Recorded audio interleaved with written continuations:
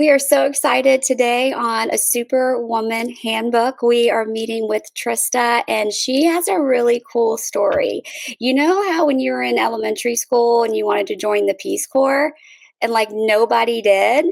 Well, I think this is our closest story to tell with that. So, with that, I will let Trista tell her story. Well, thank you, Jillian. Thank you so much for having me here and to be a part of this amazing project. And I laugh about that Peace Corps because I'm Canadian.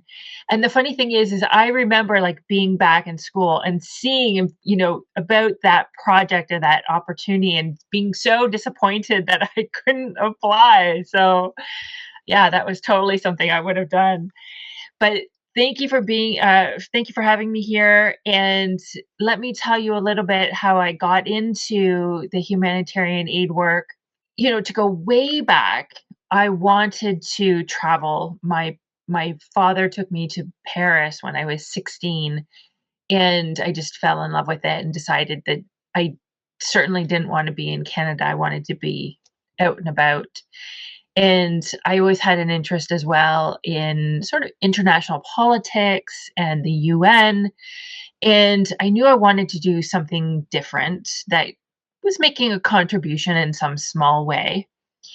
And eventually I did my first degree in political studies and then went on and did a master's in international development and then found volunteer position with UN, went to Angola and then Kosovo and Sri Lanka and just kept going for 20 plus years. So I've been working with different organizations around the world. I spent a lot of time in the Middle East. I was in Yemen, I was in Iraq, and I was in Lebanon for 8 years up until last October.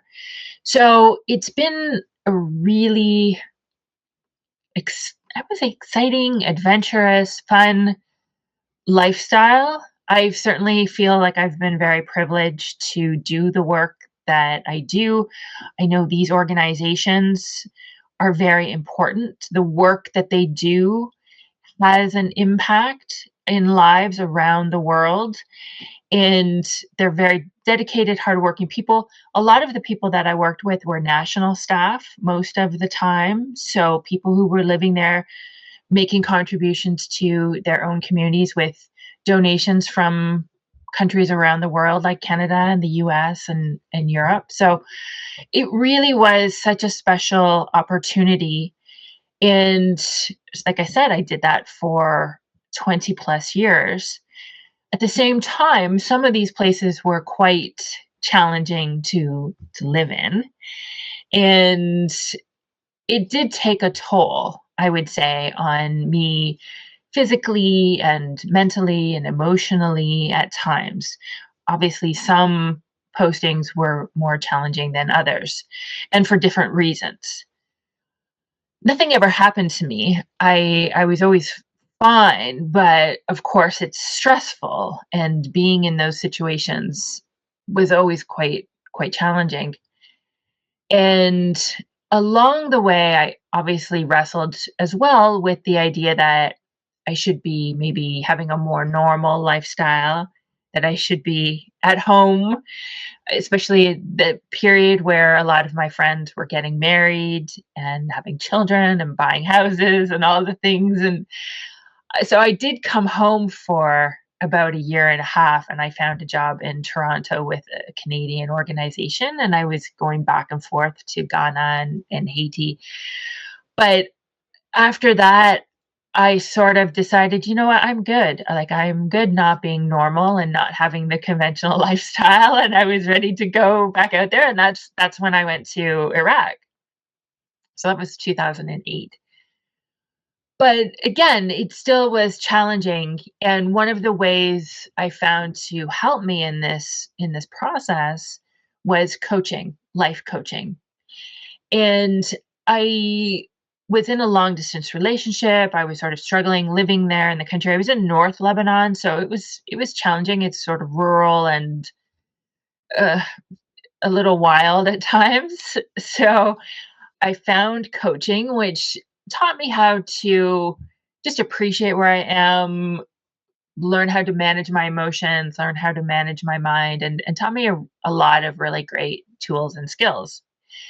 And at the same time, the company that I was getting coached by had a life coaching certification program, which I thought was kind of interesting. I didn't really pay too much attention to it, but I thought, that'd be sort of interesting down the road because as a humanitarian aid worker, I think this is something that crosses all of our minds is, we don't want to be 60 or 65 living in some of these places and doing some of this work as interesting as it is.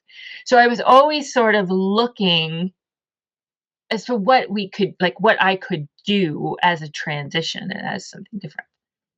But I knew that was sort of down the road.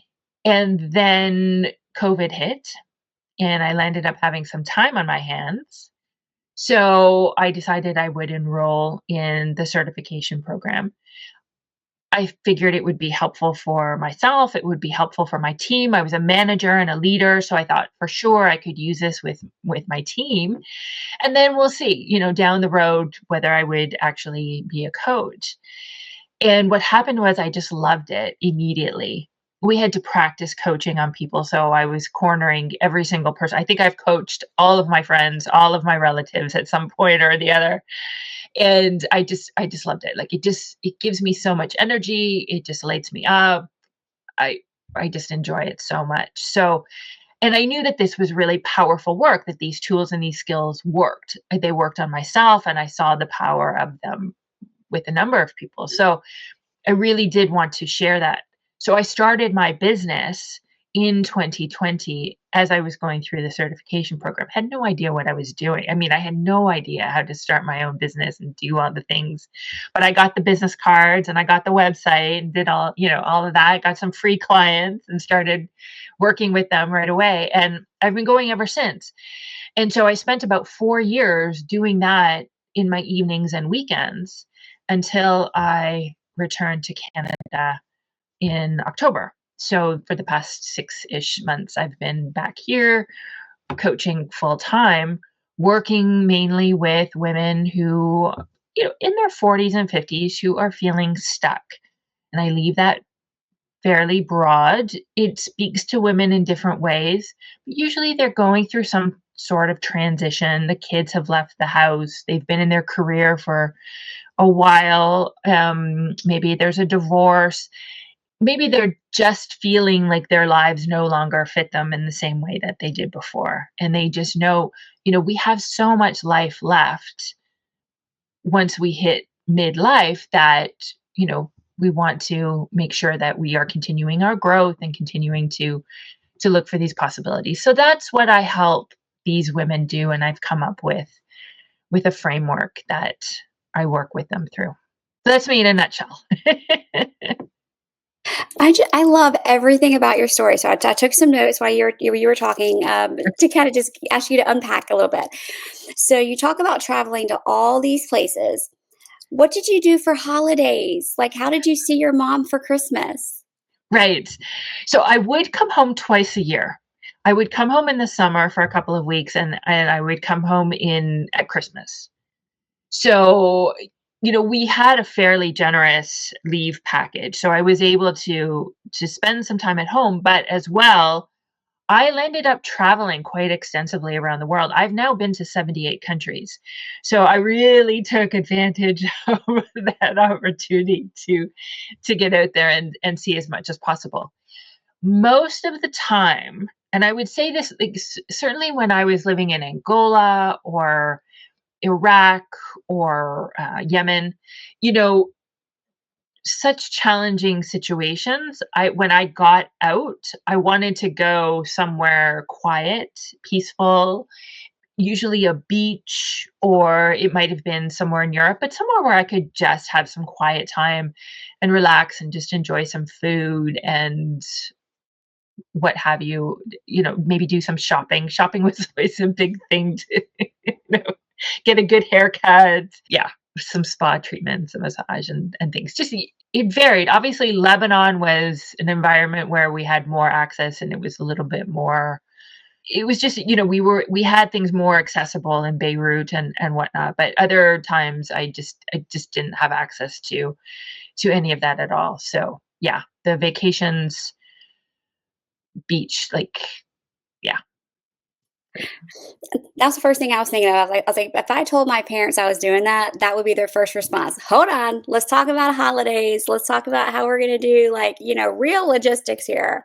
So I wanted to definitely kind of unpack that. And the second question I had was training. Like, I know your academic background, but what kind of, I just had visions of you like learning how to like jump off a roof and like barrel roll or something. Like, what kind of like training did you have to do for this?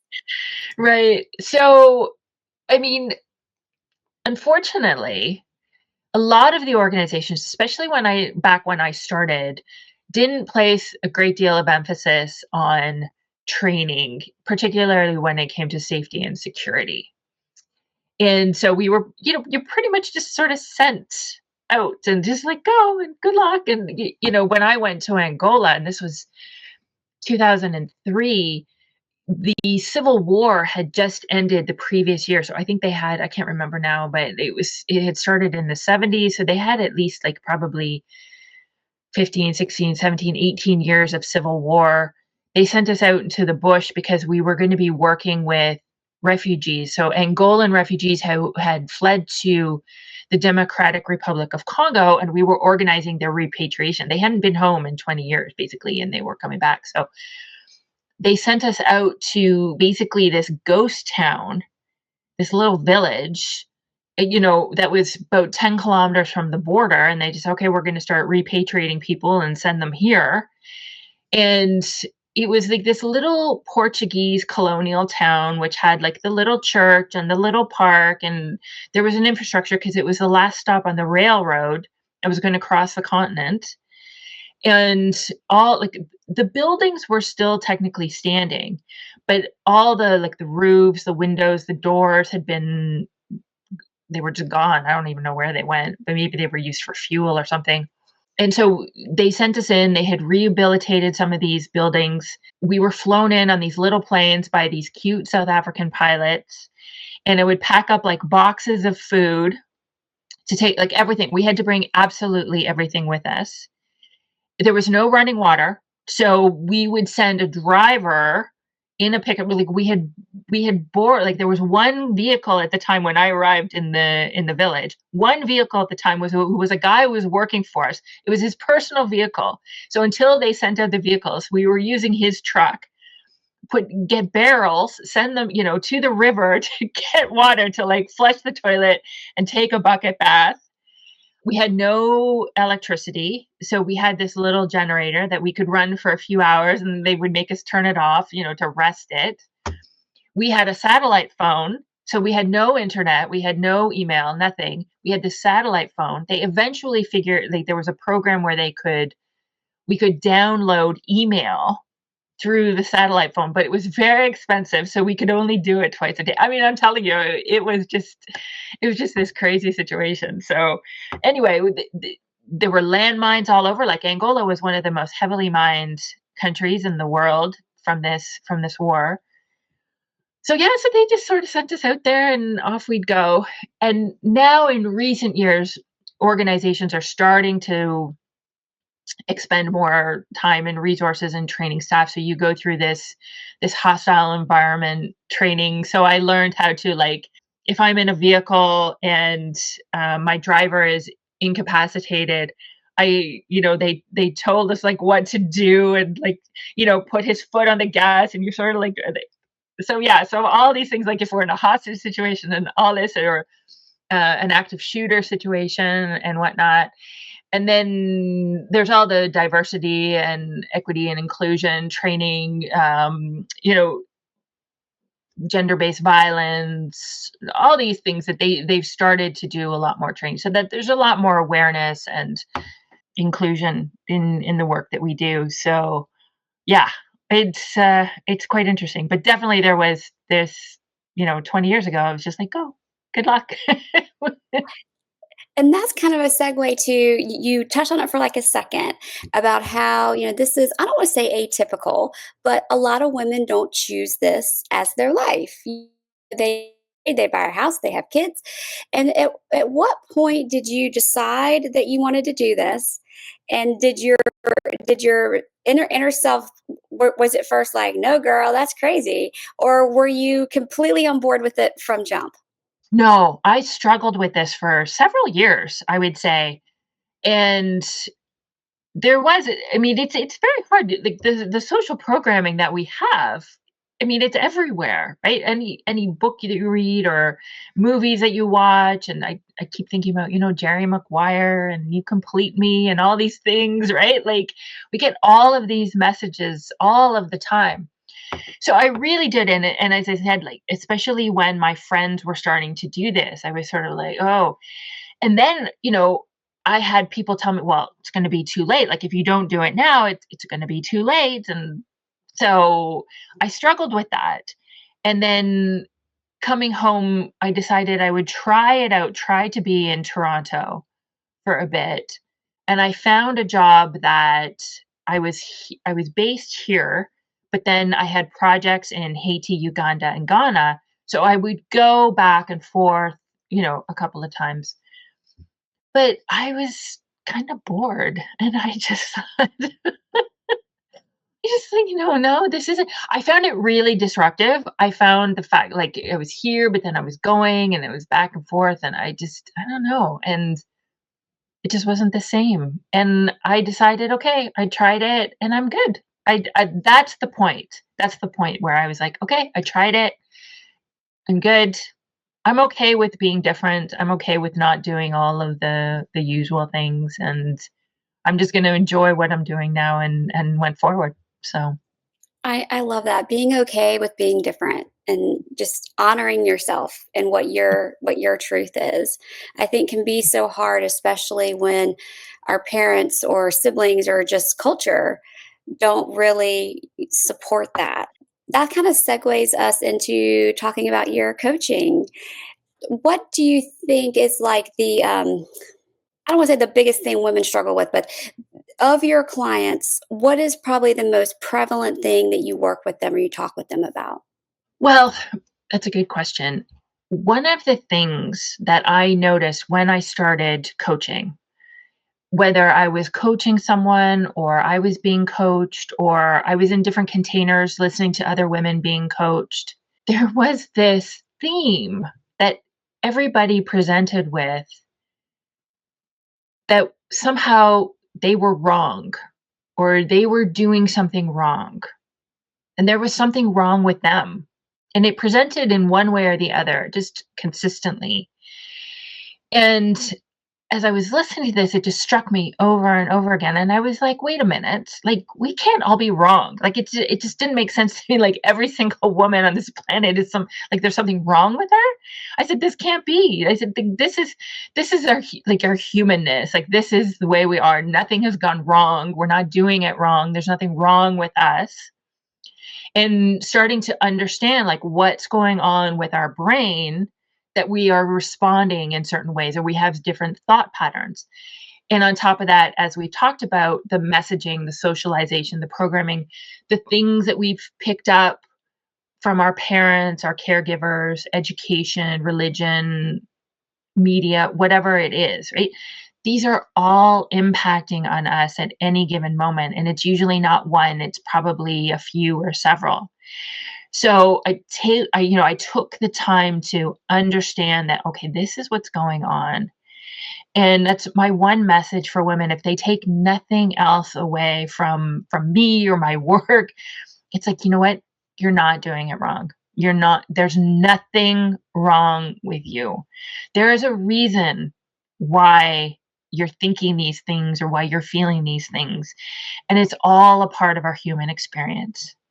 Now, that's not to say that we don't want to change that, because if it's not helpful, then there are tools and skills, and that's what we do in coaching, to help you to gain that awareness of what's going on, understand the result that it's creating for you. And then if you don't like that result, if you want to change that result, then Here's how we do it. And that's what I've done with my 5-part framework, is to go through and look at, okay, what's your self-concept and identity? And what's the story that you're telling about yourself? And is it helpful? Because if it's not, we're gonna start to shift that.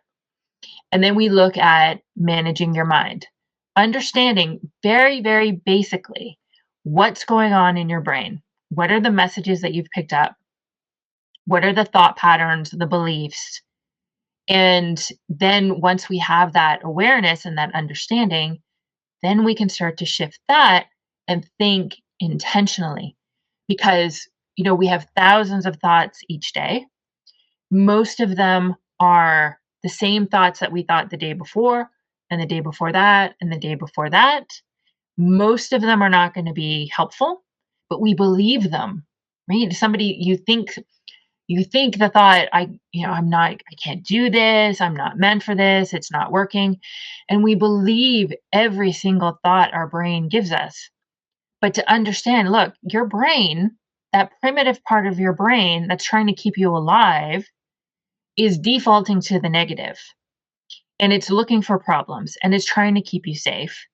And it's also trying to be as efficient as possible. So it's just recycling the same thoughts that you thought yesterday and the day before that, and probably 10 years before that, right? And so understanding, look, this is where your thinking has got you. Now we're going to start to change it. We're going to start to think intentionally and purposefully. And then we need to understand our thinkings, our thoughts, relationships with our brain, or with our emotions, sorry. Understanding how to be with and allow our emotions, because we're not taught that in school either. And so we need to have this relationship with our emotions, so we're not reacting, we're not resisting, we're not trying to numb ourselves, but we know how to be and allow those emotions so that they dissipate, they move through us, and we're not having a net negative effect from them. And then, because we've learned how to think intentionally, then we also can start to feel intentionally. And once you have that combination, you're thinking on purpose, you're feeling on purpose, that's what drives your actions. So if you want to learn, if you want to grow, you want to go to that next level, you want to set some big goals for yourself, that's the secret sauce. You want to be able to think intentionally and feel intentionally. And that's what's going to drive you to take that action that you want. Then we look at your relationship with yourself, which is the most important relationship you will ever have. It's the longest relationship you will ever have. And it's the foundation for everything that you want to do, build, create, right? Once you learn how to generate your own self confidence, self acceptance, self worth, self love, then you're not looking externally for people or circumstances to give that to you, right?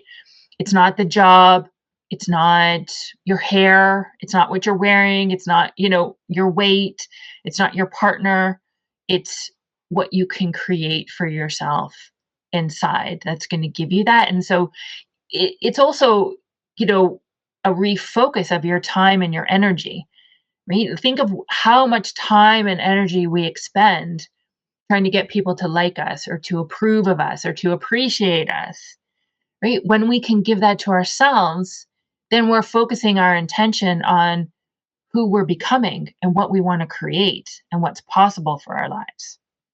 And then finally, we look at the future you, really being clear and decisive about what you want, what goals you want to set, who you want to become, and learning that process to go after them and do that intentionally as well. So that's the work that I do. But it all comes down to, you know what? You're not doing anything wrong.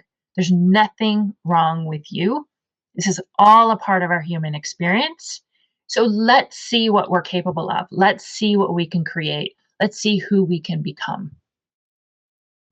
I love the way, because I've never gone through coaching, and I always thought, oh, that's for people who are depressed or who don't know that, like, again, society has labels on things. But it never occurred to me until I've learned so much just through this journey of this podcast, and having the honor of people like you sharing their stories. I've learned so much about myself.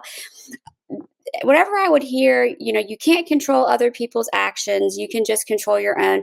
I thought that meant that I refrained from slapping people in the face every time I wanted to. I was like, okay, I can't control them, but I can control not slapping them in the face. And I genuinely thought that's where my control ended. It never It's a occurred to good me start, but yeah. that I'm just being real. Like, I was like, Yeah. you know what? Go me. You didn't smack her in the face when you wanted to. You're controlling how you react to people. I never thought that I could actually, almost like a muscle in your body, how you can like shape your biceps and shape your body. It never occurred to me that I could actually take control and shape my thoughts and my direction on things. So that's a huge breakthrough for me. And Right, so, and you're so right. Sorry, like yeah. that is the work, and it's some of the best work that you can do for yourself. It's such a great investment, and it changes everything. It Mhm. literally changes everything. I do. My mind is blown. So let's say that someone's listening today and they're like, "Yeah, I want to get now that I understand what coaching is." Or it's almost just like anything. If somebody offers you a food and you're like, "Never had that food before," but then you accidentally eat it at a buffet because it looks really pretty and you put it on your plate and you're like, "Oh, that's that crazy food." So if someone wants to, kind of venture into the world of coaching and work with you, where can they look for your tools online? So, I have a podcast called This Daring Adventure, which I've had that now. It's coming up on my 3rd year anniversary, so I'm very excited. It has a lot of great episodes and a great overview of all of the work that I do in my coaching. I have my website, which is tristagurton.com. And I am fairly active on Instagram as well. So I'm Trista Gurton Coaching on Instagram. So you can find me there. And if you want to talk, if you want to ask me any questions, I do free discovery calls. So that's your opportunity to come. We can talk about how we would apply some of this work to your life, Mhm, because it's really one thing to, we can read all the books, we can listen to all the podcasts, and we can get a lot of information that way. But the beauty of coaching is that we take it and we apply it directly mhm. to your life. And you have that support, you have that time, you have that investment to really go through, issue by issue, goal by goal, whatever, problem by problem, to apply it directly and get that support. And so, just to emotionally prepare anyone who might be thinking, okay, I want to reach out, I want to do this. How often do you typically meet? I'm thinking like book club standards here. Like, how often do you typically Mhm. meet? How long does someone? Now, I'm sure it depends on how off the rails. Like, I would take years of coaching. But what's a typical experience like for someone? So, in my program, for instance, I have a 3-month, 12-session program where I take people through. And ideally, especially if this is your first session or your first package, Hmm. I would like to do that weekly, just so that you have that reinforcement, you have that consistency, and you have that support, because you're learning a lot of Hmm. things. And as you apply them, then you can get some feedback and some perspective. But that being said, I do have clients who I work with every 2 weeks or once a month. There is a lot of flexibility there. Hmm. So, it depends on the situation, it depends on what you want to work with, it depends on how much support you want. But I would say ideally, if it's your first package, do it consistently for at least the first 6 to 10 weeks every week, just because there's so I probably overload people, but there's so much to learn and there's so much great stuff. So, it's like anything. The more you do it, the more you practice, just the better it becomes. I love this. Well, I mean, again, I learned something from every guest, and you have not disappointed. I have some really big takeaways, and I hope that our listeners do too. And that, I like how you put it that, different isn't wrong as long as it's happy and healthy for you. And that is something I think we really need to normalize. If it's not happy and healthy for you, then yeah, you're wrong, it's wrong. But, it's okay to kind of have a different perspective or want to walk a different life path as long as you're jamming on that. And I like that you kind of have used your life experience and that knowledge, that mission, so to speak, to give people tools if they say, this isn't for me. How do I how do I undo this? Like, how do I get back on the right track? So I'm so grateful that you shared your time and your resources, and we'll put all that in the show notes so that y'all can easily find Trista. But it was wonderful chatting with you today. Well, thank you. Thank you so much for having me. It's been an honor, and really, I am so pleased to be a part of this project. It's a wonderful opportunity. Thank you.